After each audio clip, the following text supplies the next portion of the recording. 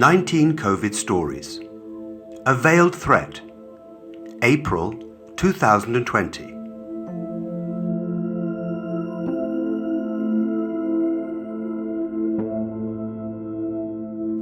Entering the sitting room, Mustafa Öztürk was confronted by the sight of his two daughters, Mirzam and Latia, wearing their medical masks.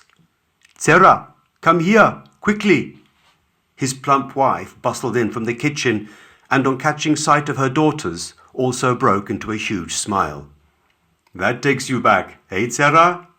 Mustafa was not only smiling, his eyes were now starting to well up with tears. "The very first time our families introduced us, you were wearing a yashmak." "Dad, leave it out!" Both girls hated it when their dad went all Islam, as they called it. As always, it was Mirzam who voiced their shared irritation. "We're not wearing yashmak, they're medical masks." Mustafa accepted his daughter's point of distinction as a challenge and took up his favourite position in the middle of the fine oriental carpet that dominated the cramped sitting room of their three-room apartment. "They are the same thing. And let me tell you, my girls, the medical mask will become the new yashmak and keep you women clean from infection, physical and moral. Thanks be to Allah."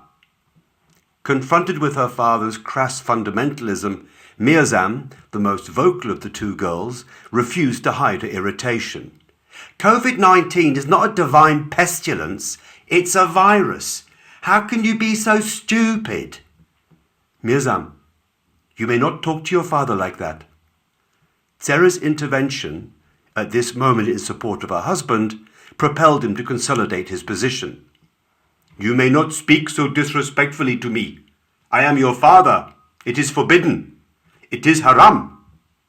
The argument was following its usual family dynamic of their father laying down the law only for his daughters to challenge it. Latia reticently, Mirzam vehemently. "Since when is it haram for me to have my own opinion?" This sent her father back to the mediator, his wife. "You see how she talks to me, Zera?"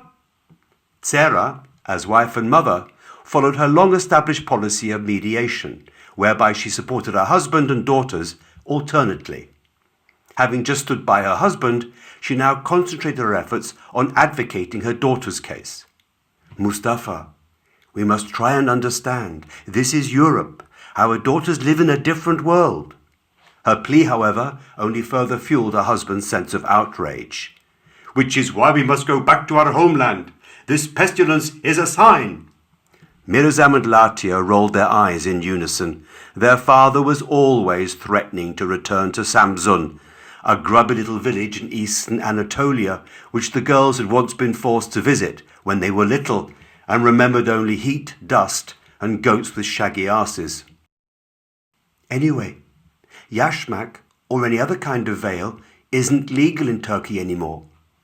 Latia's factually correct, yet softly spoken statement was not for the first time ignored by both arguing factions and then drowned out by the call to evening prayer.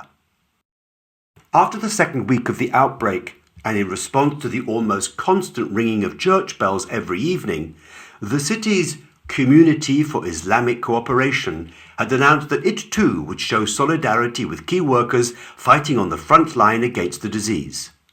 The call to evening prayer every Friday would be sung and broadcast over a very shrill loudhailer from the local mosque to the faithful in the surrounding area. "It is time," intoned Mustafa solemnly. "Mirzam, make sure you keep behind me. I don't want a repeat of your behavior from last week." He was referring to the family's previous walk to the mosque and Mirzam's attempt to overtake her father. This had resulted in the sight of a middle-aged, greying, overweight man in a jalabiya literally racing his daughter to the mosque, much to the amusement of other worshippers on their way. "Dad, aren't you going to wear a medical mask?" "Allah will protect me." "Dad!" This time both girls wailed at the injustice and hypocrisy of their father. However, it was only Mirzam who reached up for the medical mask on her face.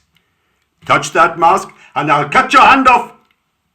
The extraordinary, violent threat shouted by her father at the top of his voice seemed to come from nowhere and stopped Mirzam immediately. It was not only fear but shock that froze all three women, whilst the man of the house, his heavy breathing betraying an attempt to contain his rage, concentrated on keeping his finger pointed at his daughter. The sudden tension in the room had pushed the call to prayer, still coming from the mosque, back outside. It now seemed to be coming from a long distance away. It was, of course, Tsera's voice that softly stole its way into the tight silence. "Please, Mirzam, do as your father says." The consolatory words, a plea and not an order, were impossible for Mirzam to refuse. Slowly lowering her hand, she acquiesced. "Yes, Mama." Mustafa had already turned towards the door and pretended to busy himself with last-minute adjustments to his jalabiya. "We leave in 3 minutes." Mirzam closed the door of the cramped, constantly humid family bathroom. The call to prayer could still be heard coming from the narrow window high above the battered shower. Standing in front of the sink and looking into the mirror, Mirzam gently removed the strap of her medical mask, pulling it away from her face. With her other hand, she reached down to the small cosmetic bag she kept hidden under the sink. The lipstick glistened bright red as she smeared it thickly, first onto her top and then her lower lip. After pressing her lips slowly and firmly together, she added a layer of lip gloss that intensified the sheen. She ran her tongue slowly over her bright red mouth and sensed the sweet cherry tang of the lip gloss. It tasted of something forbidden, something haram. Just as the last strains of the call to prayer faded, Mirzam replaced the medical mask over her painted mouth and, opening the toilet door, rejoined her family for their walk to the mosque.